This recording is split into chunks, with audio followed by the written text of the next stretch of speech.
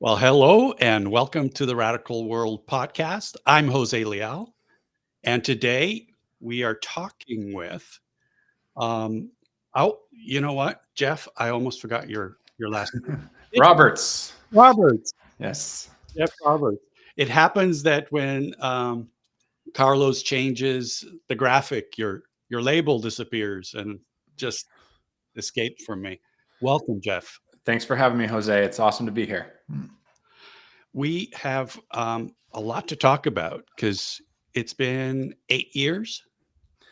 8 years that I've been working on this current business. Yes. And since we first Yeah. connected, I believe. And it's this week, as you've done for 8 years now, you send out an update to everybody who follows you. I happen to follow you because we've had some conversations in the past and love what you guys have been doing.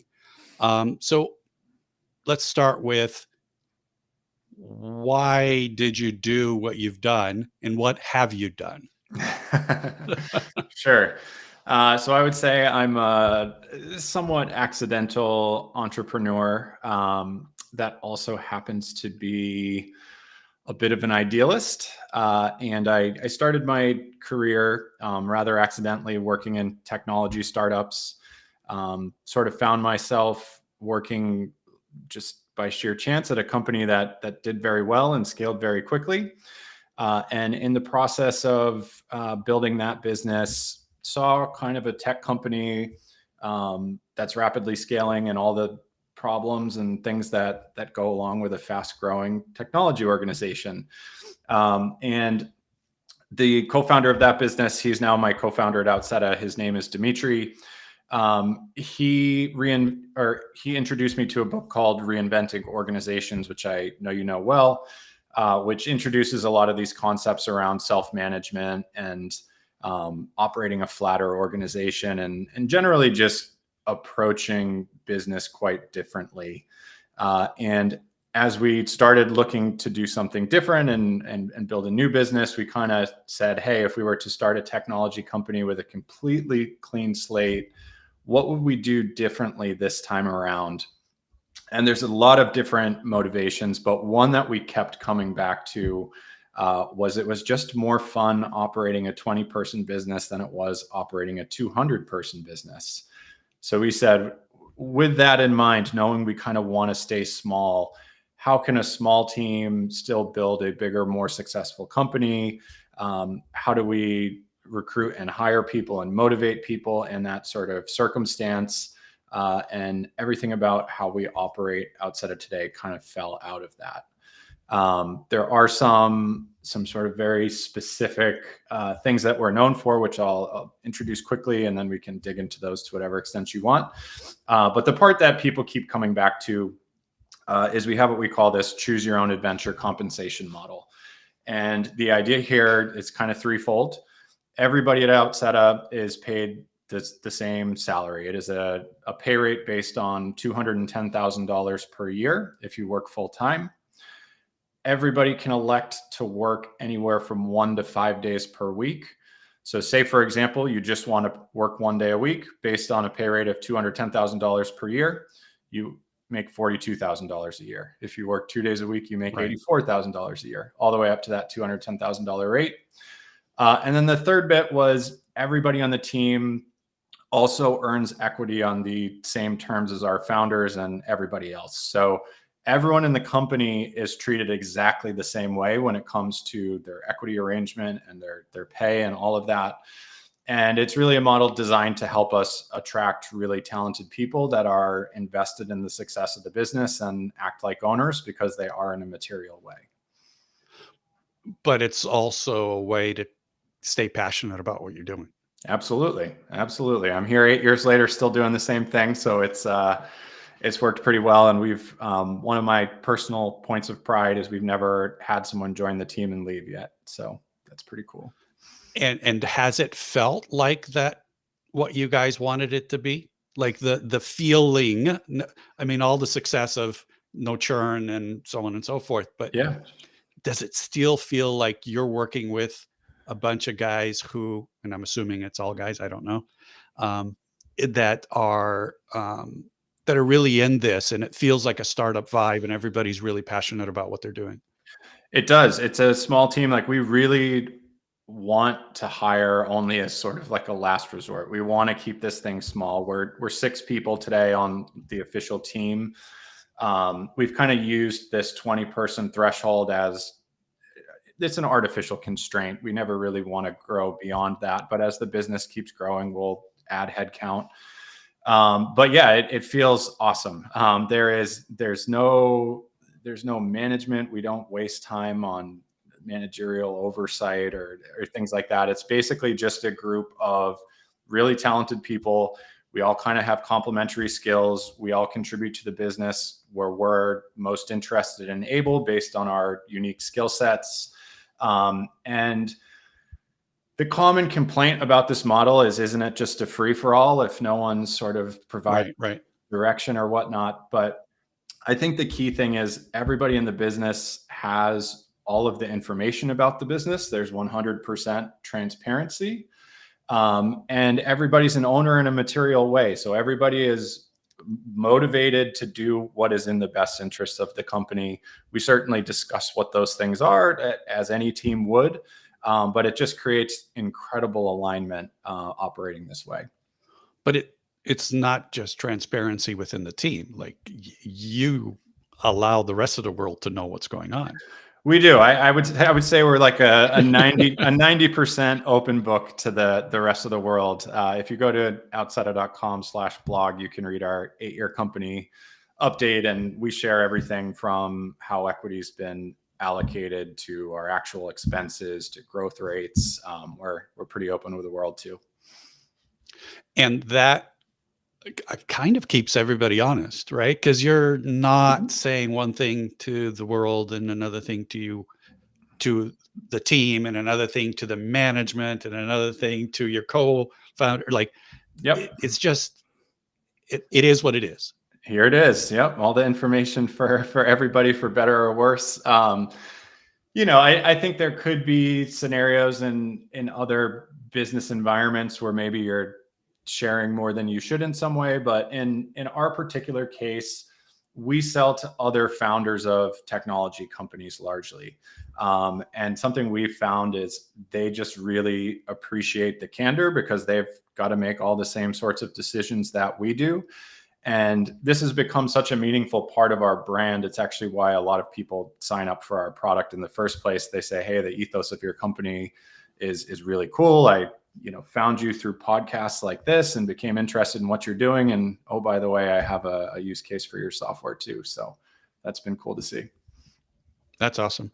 So I want to get into the nitty gritty, because one of the things that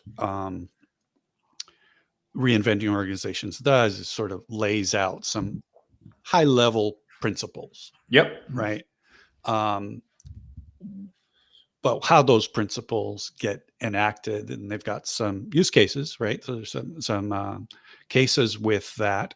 The one, and I think now I'm not sure if I'm remembering it correctly, but I believe Bertsorg was part of that book. Do you remember? I don't know, not that part. Okay. Bertsorg is the nursing organization in the Netherlands. Right. Yep. I do remember that. Yep. Yeah. And so one of the things that has really struck me when talking to people that are acting on some of this, this idea of co-ownership and co-management, is that they've sort of taken their own model and done their own thing, with those ideas in mind and examples of other organizations. But for the most part, no one's really sort of said, that's the thing. I'm just going to go do exactly what someone else did. Even folks who have tried like holacracy, it's like, well, it's holacracy, but we've tweaked something, right?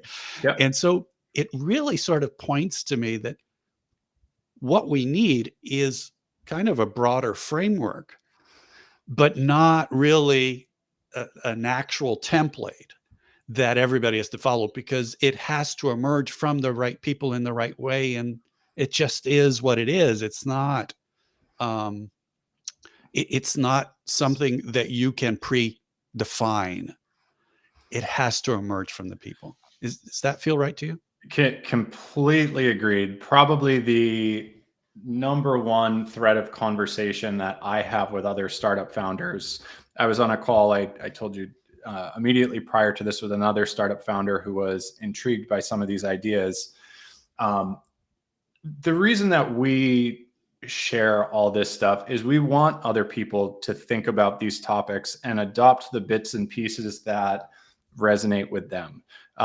This is not a templated thing. It needs to fit, your personality. It needs to fit the market that you're in. It needs to fit all these different factors in order to make sense and kind of be aligned with what it is that you're trying to do. Your goals as a business is a big part that would influence how you adopt some of these things. So certainly, I think there's a lot right personally about sort of this co-ownership model, and I think it can create alignment and it can incentivize people and drive a lot of good behaviors, but how you adopt it should be hyper contextualized to your own circumstance. Right. And you have to have it can't be you saying to the people, you have to be co-owned and you have to be co-managed, right? Yep. It's really got to be, hey, what the pain you and I'm sorry, your partner Dimitri, right? You and Dimitri both felt that pain. Absolutely. And so it was like, oh, not doing that again, right? Yeah. We're doing something different. And so it really is about it emerging from your needs, from your own desires to not make those mistakes. Totally. And the other thing that I think is critically important to this whole conversation is whatever you decide is your way of doing things, I think there's massive value to publicizing it. And it's not about, hey, I'm doing something different. Look at me. This is a marketing play. It's about, by publicizing how you operate, people will select in or select out based on whether that resonates with them. There are people that look at our way of operating and they're like, no way, I'm a software engineer. I don't want to share support responsibilities, which is something that we do. I don't want your standardized salary. I can go to Facebook and make 6 times what you pay people. And that's fine. If that's what you want, you can go do that. We can sort of filter those people out early on by publicizing our way of working. Whereas the people that get fired up about this way of working sort of opt in. So it's a amazing sort of proactive filter if you're just straightforward with defining how you're going to work and putting it out there. So tell us a little bit more about the details of the journey, your own personal journey. Yeah. Of how that works, and how did you come up with the idea? Where did you get it from? Yeah, so there's a few things. Going back to this previous tech company, it was called Buildium. Wonderful experience, wonderful company. I learned everything that I know about tech startups there. I have nothing but good things to say. And I found my co-founder, Dimitri, there. But it was a pretty standard VC track technology business type journey. We scaled fast. We deployed all that capital, hiring salespeople and support people, and had hierarchy within the company and all that kind of stuff. And we really just looked back at that experience and we said it was more fun at 20 people than 200. And we also became a lot less efficient. There was no doubt that as we spent that VC money to try to grow faster, the business actually lost efficiency, and there was more administrative burden and Hugely more politics internally and all that kind of stuff. And to give you 2 very concrete examples, we threw a lot of that money at salespeople and support people. And with the salespeople, yes, you hire more salespeople, you probably make more sales, but we found diminishing returns in terms of hiring those salespeople. With the support people, we found that we were hiring more junior level people. They were really just escalating issues to more senior people who could actually solve the problems. So we said those are kind of 2 concrete areas of the business where, what if we just didn't throw bodies at our problems and we just hired a smaller number of very senior people who could actually solve these problems or think about more creative ways to solve these problems aside from just headcount. So that's where this desire to stay small really came from. We started using that as an artificial constraint to think about how we wanted to structure the business. Self-management and Frederick Laloux and all of that came in next. We said, you know what? We probably don't need that much hierarchy if we're going to be this small team of less than 20. This idea of hiring the best people you can and sort of letting them be free to contribute to the organization however they best can was very attractive to us. So that was an aspect of it. And third was really the equity component. I mean, I think it's pretty common knowledge at this point that you don't build wealth by selling your time. You build wealth by having an ownership stake in something. And we looked around and said, you know what, if we're going to be small and we're not going to raise VC funding and whatnot, we have a lot more control over what we want to do with the equity in the business. Rather than giving that equity to investors for cash, we're going to give that equity to our employees and expect that the work that they do in turn grows the business. So that's kind of where it all came from. And I think the other thing I'd say is it's really conducive to early stage businesses. So before we had the money to pay everybody this $210,000 a year salary, we could go out and offer people this equity arrangement, which allows them to build an ownership stake in the business much more rapidly than they would in a typical technology company. And even the $210,000 salary, people look at me today and say, oh, it must be great. You know, you've got the cash to pay everybody that kind of salary. But that's not true. You can step into that model too. So most of the employees that we recruit do not come on and immediately earn that $210,000 a year salary. They might start working with us a day or two a week, and then we sort of ramp them up to that salary over time as the business performance permitted us to. But their salary starts at that. It's just prorated to the number of hours or days that they work. Correct. So it is the same salary. You're not actually starting at a lower salary. That's right. Okay. Yep. I like that because it's about having the exposure and the time and the comfort and learning more so than this arbitrary, you're not worth as much. 100%. Yep. If you're worth as much, you're just at the moment not knowledgeable enough to work full time to be able to actually make that happen.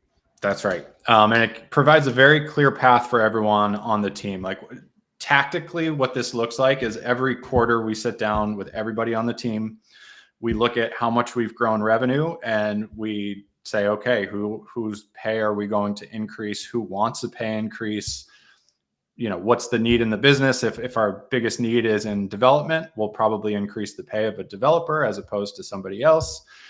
So we still make all these sorts of normal business decisions. But if we invite you onto the team, you're on the same arrangement as everybody else on the team. And we generally think you're a pretty awesome person. And so, all right. So now I'm in.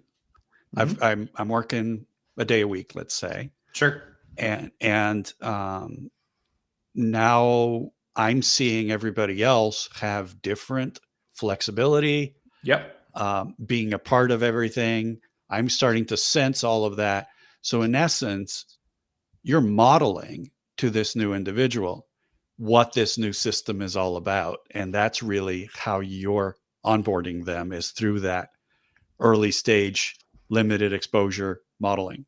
100%. And without question to it, a big part of this, you know, we're talking about this model in the context of a business and what it can do for a business in terms of alignment and all these things that we're talking about.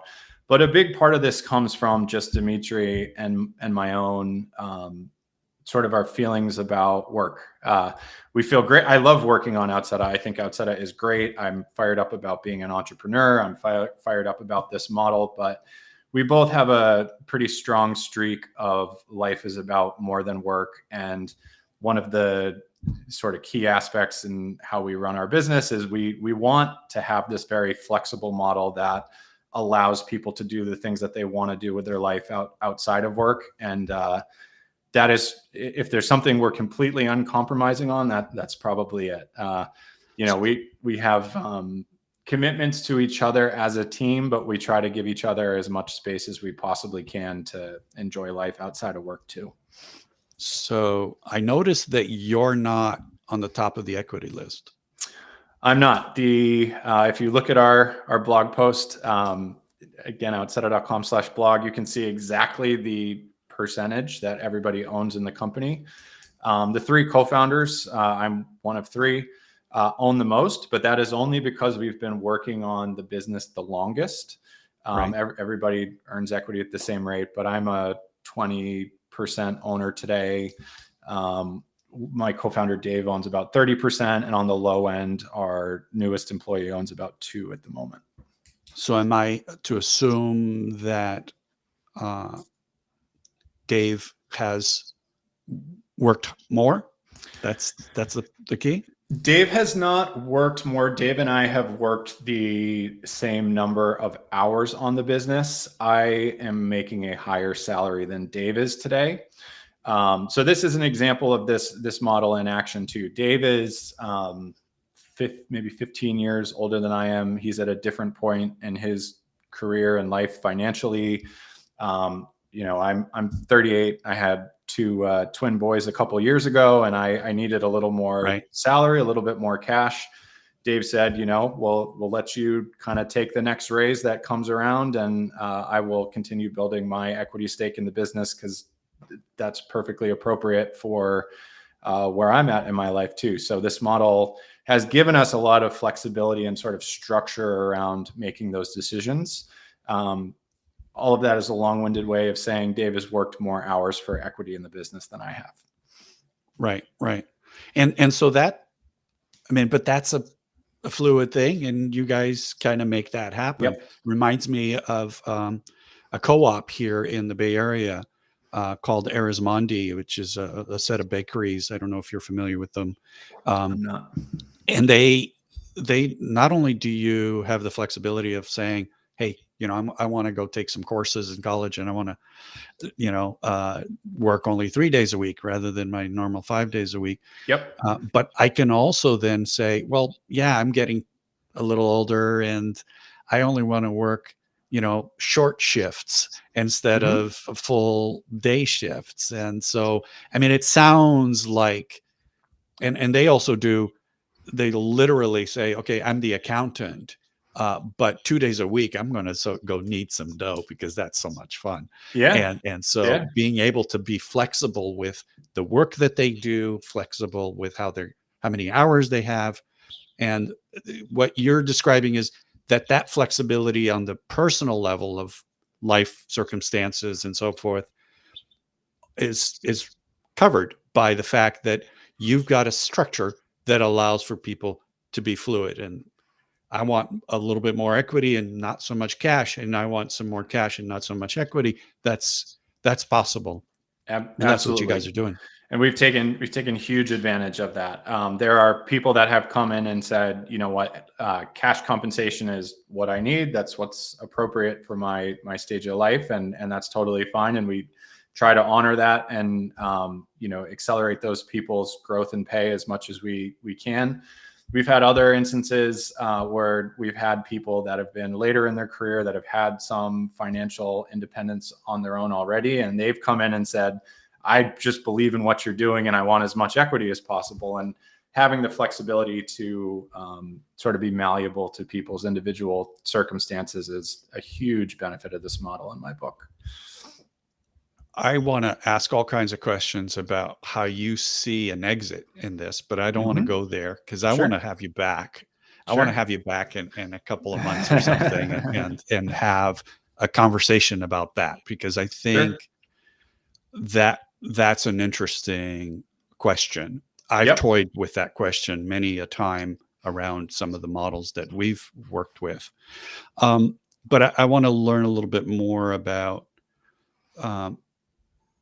what's the day-to-day of the team. Sure. I don't want to even say your team because it's not your team. You are a member of that team. Yep. who decides who's working on what? How do you divvy up stuff? How do you make Sure. decisions? All of that kind of stuff.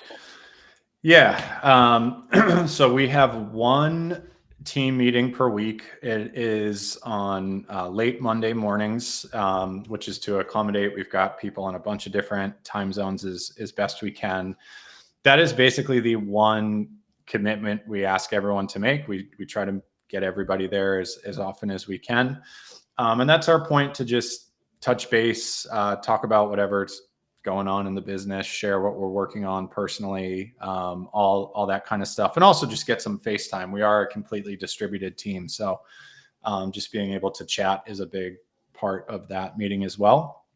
Outside of that, it is an extremely fluid way of working. And what I mean by that is there is no hierarchy, there is no boss, no one is telling you what to do or what to spend your time on.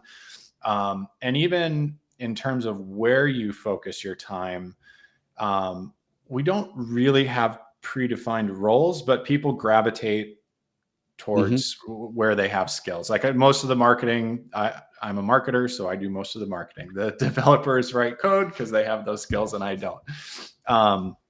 So that is all sort of very organic in how it unfolds. But I would say, just like any other business, we know what the priorities are within the company itself. We talk about those things when we get together. We know what the major features we need to deliver are. We know what challenges we have in customer support and all these types of things. And we don't feel like we need sort of top-down positional authority telling us what to do. And I know that to a lot of people that sounds like this is this free-for-all and how does anything get done? But I think the model is what solves for that.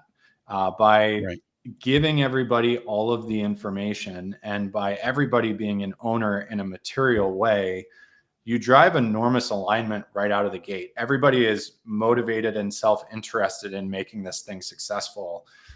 Obviously, that doesn't mean we always have exactly the same vision for what making this successful looks like or how we get there or whatnot. But we're a team. It's our job to debate those things and have, spirited conversations about what the right path forward is. And we lean heavily into each other's own expertise. So if we were having a discussion on technical strategy, I might, have my own personal opinion on what that should be, but I am not the developer CTO type within the company. I'm going to defer to him or her on that type of decision. So that's kind of the overarching thought process. And so I was just going to ask you, I was going to give you a little case here. New feature is one of the more junior folks says, I like this feature. I want us to build this feature. This would be the best feature based on my communications with our customers and understanding what's going on. I propose this feature. Let's build this feature. You, Dave and Dimitri are like, not sure. What happens?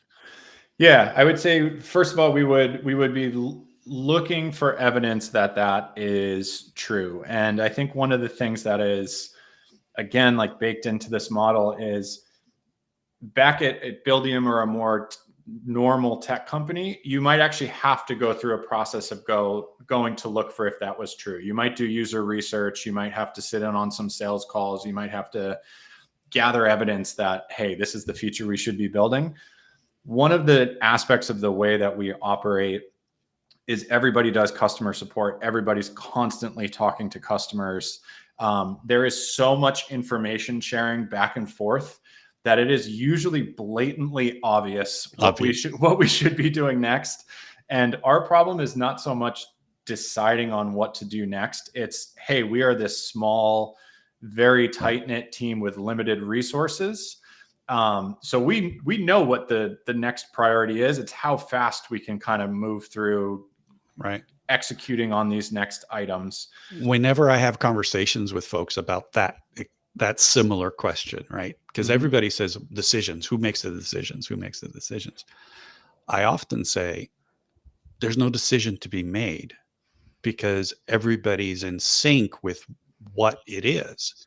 Yep. It's rare that someone has an idea that isn't substantiated by what's happening. And if everybody knows what's happening, then there isn't going to be a lot of space between everybody's opinion of what needs to happen. It's as you said, what are the physical limitations, and then how do we adjust for those limitations? That's completely right and reflective of our experience. I would put in a little caveat here, which is we are building something that is not net new. We are like a billing system, a CRM, an email tool. These are categories of software that are well understood. It's not like this new novel mind-bending thing. And I think because of that, it does, this structure works better. Like we don't have too many decisions that are like, we're assessing two options that are drastically different paths forward, where I think you might, if you were doing something more groundbreaking, and maybe this becomes a little bit more of a hindrance when it comes to decision making. Yeah, if you're building something that is completely novel, and you don't have customer base by which to base your decision making and so on and so forth, and it as they say, if you had asked anybody before the iPhone what they wanted out of a cell phone, they would never describe the iPhone, right? Exactly. So yeah, ideation, and having a sort of a novel way of looking at things and being able to bring that to the table. That's obviously a necessary thing. And it usually only works in small teams. Yep. That's very true too. Right. Absolutely. Right. The bigger the team, the less likely that is to happen.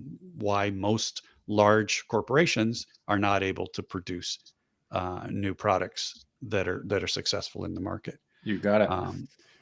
But then again, the successful ones, back to Apple as an example, they take the team out, right? It's a startup within a corporation, and it's a startup, and that's how they get it done. So back to a very similar model. So what would you say are some of the things that you've learned through this process of developing a new model, evolving a new model, really, it sounds like? Yeah. And what would you say are sort of the things that folks that are thinking, oh, I want to see a radical company, I want to see something that is co-owned, co-managed, and gives us the freedom and the ability to live our lives more so than just work for someone? Yeah, good question.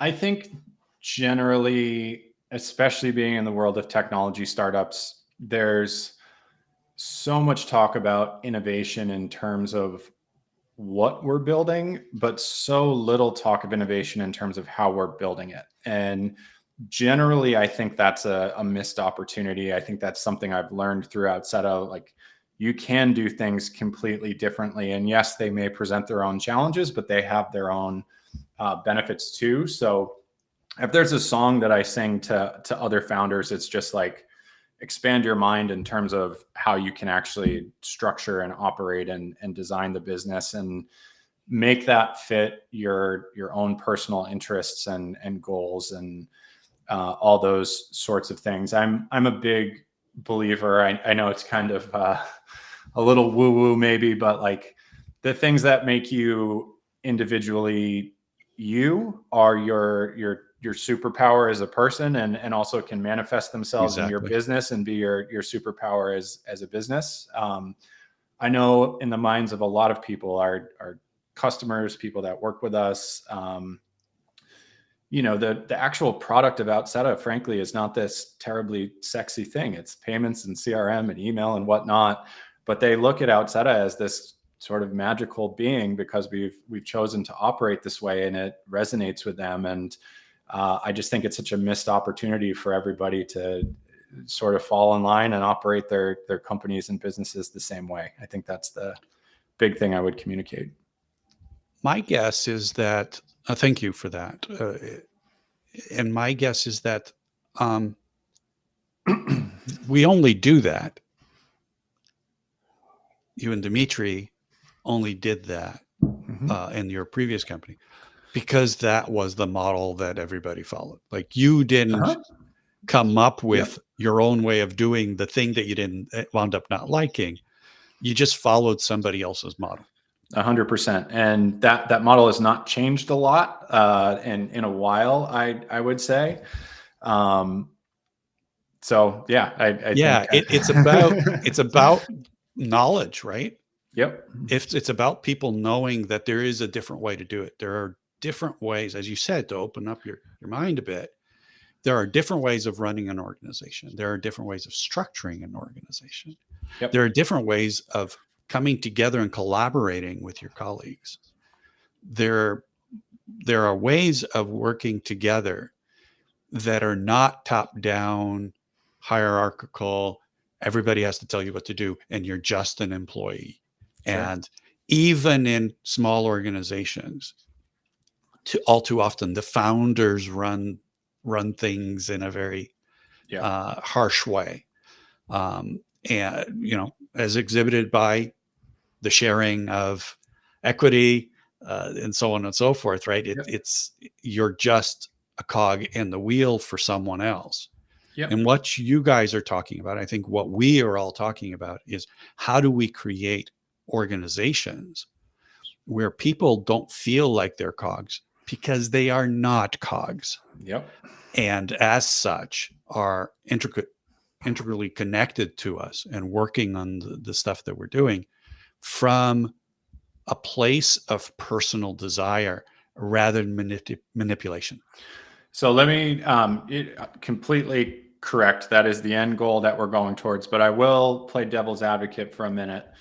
Something a lot of people have said to me is, and I'm sort of stereotyping here, but the more stereotypical path of building a business with hierarchy and all of that has risen to prevalence and is the model that people are familiar with because it works. And there have been millions of success stories proving that model out. There are lots of benefits to operating that way. There's a need for hierarchy in many types of organizations and whatnot. And all of that is correct. There's nothing wrong with the traditional way of doing things. There are advantages to it. But the flip side of that is there are things wrong with doing things that way. You talk to your average employee at any corporation, and they will tell you that they feel like a cog in the wheel. So all we're doing is saying, let's question that status quo a little bit. Let's look at what the problems are with that status quo, and let's see if we can solve for those. And in solving for those, yes, you introduce some new problems, but we're ultimately, going back to my comment about being an idealist, we're trying to create a workplace that people are genuinely motivated and feel good about contributing to the business every day. And it's taken hundreds of years to get that model established as it is. Yep. And it's true that model has some benefits, as you said. It also has a lot of problems. Much of what we do to our ecology today is thanks to that model. For sure. Yep. Right? Like, would you go out on an oil platform and live a pretty difficult life, pretty dangerous life, recognizing that you're pulling out, stuff that's going to harm our ecology? Sure. If you were doing it from your own desire, not from the fact that you're going to get paid $1 million a year to be out there. You would not. Right? Yep. I mean, for sure. The system is designed to drive us to do things that we would normally not do. Yep. In part to do the things that we shouldn't do. Agreed. Right? Not in whole, but in part. Yep. And so I think what happens when we create organizations that are like the ones we're talking about, like yours, that what we actually are doing is preventing ourselves from doing things that wouldn't serve us and our families and our communities and our society and our ecology. Absolutely. Agreed.